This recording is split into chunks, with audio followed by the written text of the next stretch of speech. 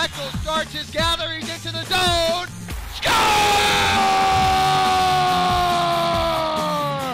Heckel wins it, and the Sun Devils make it 18! Hello and welcome into Oceanside Ice Arena. I'm Trey Lanthier alongside Nick Marek, my good old buddy, old pal Nick Marek. And every week we're bringing you Hell Frozen Over, the weekly show about ASU hockey. And this week, Nick, we got a lot to talk about. ASU knocked out U of A right here in Oceanside this past weekend, and it was pretty much domination throughout. So coming out of that series, they're heading to Iowa State for a road game. We're going to get to interview Coach, talk to him about that. Yep. And Nick, what does this mean? What does a sweep of the Wildcats, 26 straight games won against the team, mean for the Devils? Well, if you look at it, you don't want to say it was expected, but the Sun Devil team definitely had high expectations coming into the series against U of A. When you look at it, Coach Hogan for the Wildcats had his team very well prepared, at least more so in the second game of the series. But the Sun Devils came out firing, and that's what matters. When you look at it from top down, every player contributed in some manner, whether it was a physical game, it was on the stat sheet, it was picking up the team in the locker room, whatever it was, it looked like a rounded team. That 11-3 score on Friday night did not come because of lack of preparation. This team was ready to go, and it proves that their 3-0 team, yes, they are deserving to be undefeated right now, but if you look forward, it's a good preparation for their schedule ahead. Well, yeah, and to be 3-0, or to be undefeated is good enough, period. But when you look at that Iowa State game, it's daunting. You want to be prepared going into it, and to have 2 wins under your belt against your rival, to get these younger players prepared for the atmosphere they're going to face against a top 10 team, that's what it's about. It's about getting the players ready to go for the rest of the season. It's not going to be easy. It's not going to be by any stretch easy, but they're going to be able to go in to Iowa State with a little bit of experience under their belt in a high-intensity game in a huge environment. Absolutely, and especially if you look behind us too, they're practicing now, they're getting ready because they're going to be leaving in just a few days to actually head up to Iowa State. The Cyclones are 10th ranked, more on them at the end of the segment. But now, Trey, kind of throw it back to you, is how do you feel the freshmen played a role in this big game? They stepped up, they were playing big minutes, they logged some points, got a lot in there, but the veterans kind of helped them, so it's almost a win-win for both sides. It was a great balance. We saw a lot of the younger players come in, step up. Jordan Young again proved that that first game was no fluke. He's definitely going to be here to stay, and the bigger players and the more experienced players like McAuliffe, like Dolinsky, like Heckel, were still effective. We're still on the board. They weren't taking a side role. It was a balance. It's interesting you mentioned that because Dolinsky did finish with 7 points right after strep throat. I'm not sure that strep throat was affecting him at all, so we're actually going to have him on an interview later. Heckel will finish with 2 goals. McAuliffe 4 points as well. So really those guys that we've been mentioning as the Wildcat killers, the veterans who came into play certainly were there. But if you look forward at other players, look at the Stephen Collins, Jordan Young that you mentioned, the Brian McGinty, the Brett Blomgrens, the Sean Ritchies, et cetera, et cetera. They played their role. They knew it exactly what they're coming in. The veterans had them prepared, and that's ultimately what led to the Sun Devils' victories. And when you can make a difference, and you can get difference makers out of your younger players, out of your less experienced players, it makes a huge difference in your game playing. It helps the older players to get their rhythm, get their flow, because they're playing with these younger players. They're putting them in these lines, and they're still being effective. They're not taking away from what the team already had. They're adding to it, and that's a huge factor because so far we have yet to see a single glaring hole in any of the 4 lines ASU sported. That's a good point. Coach Powers hopefully trying to keep those lines at least stable for the Iowa State series. But that'll do it for our first segment here on Hell Frozen Over. Trey Lanthier, Nick Marek. We're going to take a quick break. When we come back, we'll have a great interview with head coach Greg Powers. Catering to luxury living, Dolce Villaggio is a modern townhome community located at 2nd Street in Hardy, near ASU, Tempe Arts Center, Sky Harbor Airport, and the Metro Light Rail. Dolce Villaggio offers 2 and 3 bedroom homes featuring exquisite kitchens, granite counters, stainless steel appliances, comfortable living areas, 2-car garages, plus the community pool and spa. For pricing and availability of these gorgeous townhomes, visit our website at www.dolcevillaggio.com. Dolce Villaggio, the place you want to call home. Welcome back to Hell Frozen Over. Trey Lanthier and I are alongside head coach Greg Powers. Always great to have you on the show, as always. Thanks for coming out once again. But, Coach, we're just going to start grilling you with some questions. Our first one we had for you was, what was it like getting that 26 victory against U of A in a row? It always feels good beating U of A. We know that. We put a big focus on those games, and we're happy we were able to extend that streak. And We know, though, as the season progresses, they're going to get a lot better. You know, they have a lot of new guys, and they're learning their systems and developing chemistry. So we go down there in November, they're going to be a very good hockey team. And Coach, what do you feel like you're most proud of coming out of this series? What do you think the team did best in that series? You know, I just think that the chemistry right now in our room is really good. It's healthy, and to start a season out like that is so important. You know, all this stuff that we need to work on the ice, we'll work on and we'll get better. We have the talent and the commitment level to improve in that regard. But right now, as long as our locker room's healthy and as long as these guys will go to bat for each other no matter what, we're in good shape. And right now, that's the way it is. We mentioned you have to work on some things in the ice. What exactly do you feel the team needs to improve upon in order to have a really successful season that you guys are expecting? Well, the biggest thing is penalties. You know, discipline was definitely not at a premium this weekend. We took a lot of dumb penalties, and that's got to correct itself in a hurry.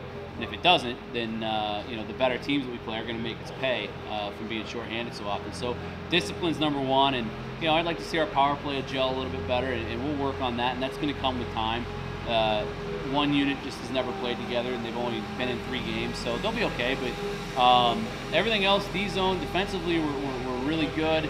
Guys are doing what we want to do for the most part, but if we clean it up, we'll be okay. Do you feel that the reason why there was so much disciplinary issue, so to speak, with the penalty box was just because it was against a rival? It could be. You know, I mean, I think we took more penalties than they did, so they were able to curb their discipline and outplay us in that regard. But you know, it could be. It was an intense game. The rivalry is always big. You know, we got to just stop. You know, and take a breath. And you know, guys, you know, might knock a guy down. They got to stop and pay attention to the play and not just knock him down again. And keep your sticks down. And it's just simple stuff that's easily correctable. But we'll get it right. And Coach, now looking at some of your star players, Kale Dolinski had strep throat in that first game. We're going to get him on the show a bit later, but he had strep throat in that first game, came back from it, completely turned it around, had 7 points total in this series. How big was his performance in those 2 games? It's huge. I was so proud of Kale. He did an amazing job, and you know, when he's not in our lineup, it's evident. There's a big hole. You know, I mean, he literally produces and contributes in every facet of our game. He's our top PK guy. He's on our number 1 power play. He's right now on our top scoring line. You know, and he's an assistant captain. He's great in the locker room. So when he's gone, there's a noticeable effect on our team. And instantly, you know, in that game, he made himself noticed and got us off to the right start, which is what he does. And I'm very happy for him. And looking forward to the Iowa State series and kind of moving on to Lindenwood as well, what are you guys kind of preparing to get the team ready? How are those veterans like Kale Dolinski stepping up and playing a bigger role? Guys, you know, especially this weekend on the road, you know, packed house, they get very good crowds, on-campus arena, good hockey team, very good hockey team in Iowa State. They always are on paper, very talented. We're going to need our vets to show our guys the way, you know, and I expect our new guys to be a little bit gibberish at the start of the game and settle in, but our vets are the ones that have to kind of even that out and be, you know, level-headed and get us off to a strong start. You know, we always are focused on scoring that first goal, home or away. It sets the tone for the game. It's one of our measurements that we measure each and every game, and I think if we take care of that, we'll be okay. How big of a game do you think it's going to be for your momentum heading into the rest of the season? It's big. It's a big series. You know, it's coming at a great time to get us away and bond on the road and have these guys get to know each other a little bit better than they already do. But it's a big series for us. Going in against a top 10 team. If we can go in there, we're going to take one game at a time, get Friday, refocus Saturday, and come back and play a very good team in Lindenwood next week. Well, thanks, Coach. That's all the time we have in our Coach Powers interview segment, so I appreciate you coming on as always, and best of luck to you guys and the team against 10th-ranked Iowa State. But stay tuned, because when we come back, we're going to have another interview with star forward Kale Dolinski right after this. You're watching Hell Frozen Over, brought to you by the Walter Cronkite Sports Network.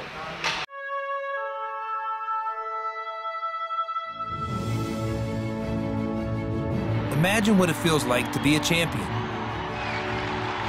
To have sold-out crowds every game. To know that night in and night out, your team is the best. 1-0 pitch, swung on in this loop into shallow right field. That'll drop, and the Sun Devils have won it! We all want to win, but are you willing to do what it takes to get there? Are you willing to make a year-round commitment to being a Sun Devil? Will you be there for us every game, helping us win? Make a difference by joining the Sun Devil Club. It's one thing to be there when history is made, but wouldn't it be great to know you helped make history? One Devil at a time, we all join the club.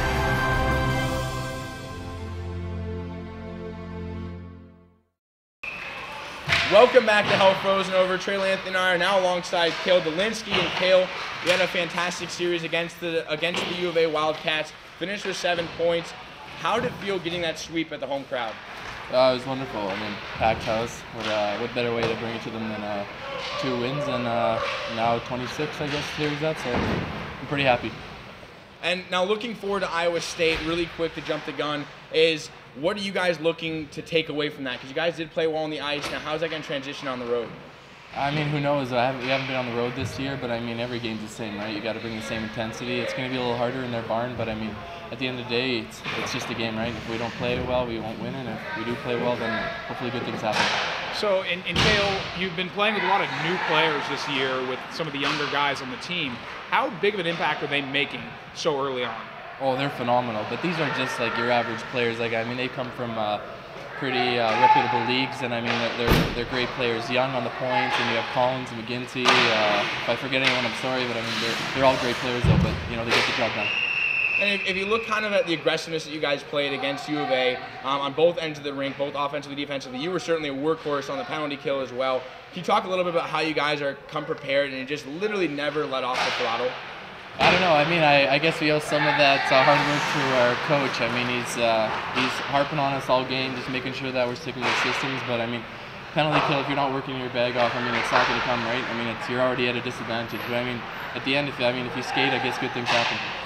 And Cale, a lot of guys spend a lot of time in the penalty box. Do you think that's something that the team's looking to change going into the Iowa State series? I hope so, because penalty kill gets really tired.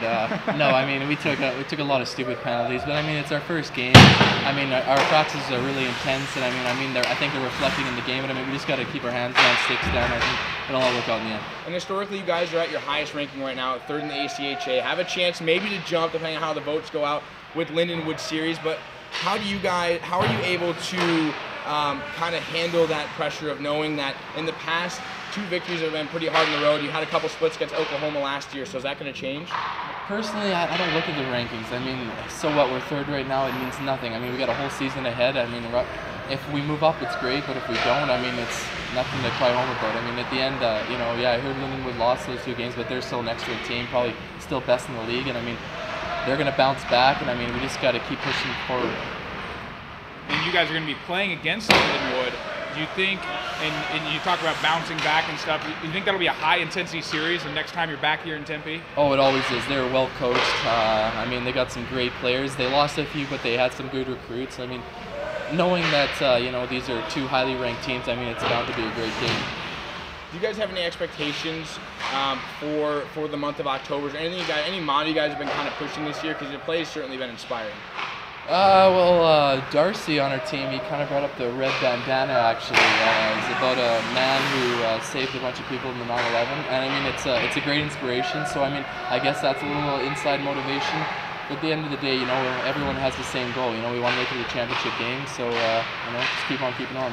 I believe that was actually an E60 story on ESPN, so for the fans that want to check out that Red Bandana story, I have seen it too. It's a fantastic story. But Cale, thanks as always for joining us, and wish you best of luck going forward against the Cyclones this weekend. But that'll do it for our next segment. Coming up, we'll kind of recap what's going on against Iowa State, and then we'll conclude our segment. But you're listening to Hell Frozen Over, brought to you by the Walter Cronkite Sports Network. How do we rise to the challenges before us?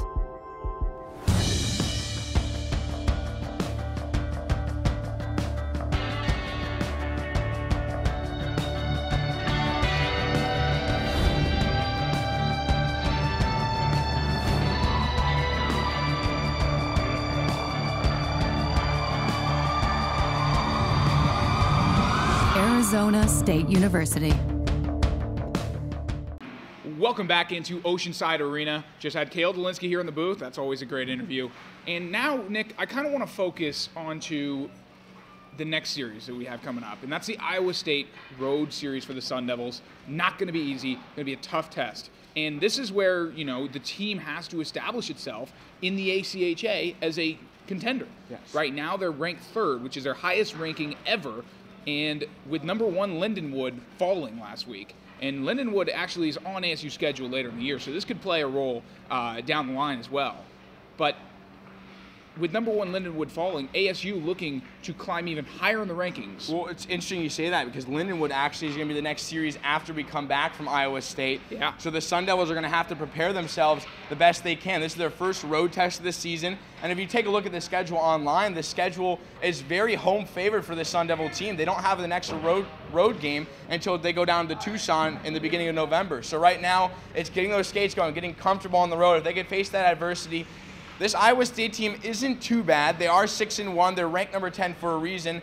Though, yes, their 6 wins they really didn't come against tough opponents. You look at Kansas, that's a whopping victory, and they were supposed to beat them 9-1, 9-0. But that Minot State game was their one difficult opponent, and they ended up losing that one. They couldn't get away with the victory. So the Sun Devils need to kind of see that and use that to their advantage. Say, if this team's going to struggle against high-end opponents, I'm going to bring it at them this weekend, and I'm going to make sure that we get the job done. But remember, the atmosphere is going to be raging out in Iowa State. Cyclones are a big-time hockey program. Yes. They're going to show up to play. Yes. You're not going to get a victory handed to you if you're the Arizona State Sun Devils. You have to go out there and earn it. Earn every minute on the ice, earn every goal that you get, and earn every lead you're going to have. If you want to win these games, you can't just show up and expect to have it handed to you. Well, if you're not going to get it handed to you, then what do the Sun Devils need to do to make sure that it does not get out of hand? Well, to me, it comes down to Joe Delia. I mean, in net, he's going to have to stand his ground. He's going to have to watch out. This Iowa State team is offensively capable, as they've shown all season, and I would watch out for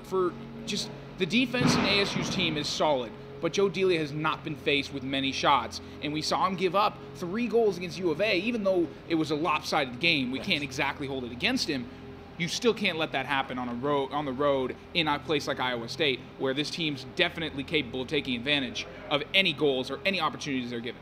And Delia was 92 save percentage on the weekend against U of A, though he wasn't faced with a tremendous amount of shots. It was around the 20 mark in both games, give or take a few. But Delia did what he needed to do. It's him and Corey Frank right now leading it. Kyle Dietrich is kind of in the wings as well. But Coach Powers knows that if Delia ever struggles, he has 2 solid goaltenders waiting in the wings who want the logs those minutes.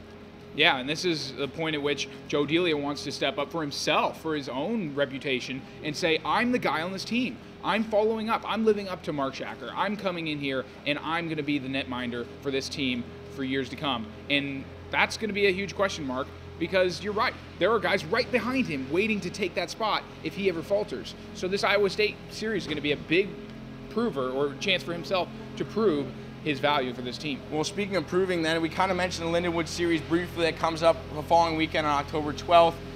What's that going to mean then? Getting the chemistry, getting it rolling, getting the momentum, heading into this Iowa State series, and then knowing that you have a tough schedule after that in the month of October. It just means this team knows it has a tough road to going to making a championship run this year. They knew that coming in. It was expected that this was the year they were going to have a tough schedule. They're going to have a tough go. Not going to be easy, but ASU is one of the best teams in the country for a reason. Yes. They are ranked that high for a reason. You know, they got 6 first-place votes as well, so it's not like this team is really struggling out there on the ice. They're getting recognition. They're not under the radar at all. They're doing their job. They're doing what they're supposed to be doing, and going into Iowa State is going to be a tough road match, but if a team wants to establish itself as a contender, this is the best chance you can ask for. Really quick, throw it in the fire. I know our segment's just about up, but who's going to be your star of the series for this one? If you had to predict, who do you think is going to shine? This is tough. This is really tough. But I'm going to say Colin Heckel. I see the guy. He's the captain. And yes, he's been effective to an extent this season. But I think going on the road, he's got a chance to really make the difference in this game. And I don't see them being very high-scoring games in the series because of the defensive capabilities of both teams. And Colin Heckel is going to have to take advantage of the opportunities he's given. We know he can shoot in open ice, and it's going to come down to whether or not he can take advantage of the opportunities he's given. You know, I agree. Colin Heckel only had 2 goals in the U of A series, but my guy, I'm actually going with a freshman for a change, just because I do agree with Heckel a lot, and that was probably the pick I would take. But I'm almost want to see Stephen Collins come out there in the ice and prove that he deserves to be there on that second line. He had a fantastic first series against Texas A&M. He's been playing solid hockey, but now is the time to see against Iowa State on the road how the freshman can handle himself. Yeah, well, Nick, that's going to do it for us here tonight, or today, rather. Here at Hell Frozen Over, we bring you your hockey show every week on ASU Hockey News. ASU is going to be heading to Iowa State to take on the Cyclones this weekend, so look out for that game coming up. And we'll be here next week and preparing for the Lindenwood game as ASU Hockey looking to maintain its place in the number 3 rankings. Thanks for tuning in. For Nick Marek, I'm Trey Lanthier. This is WCSN's production of Hell Frozen Over.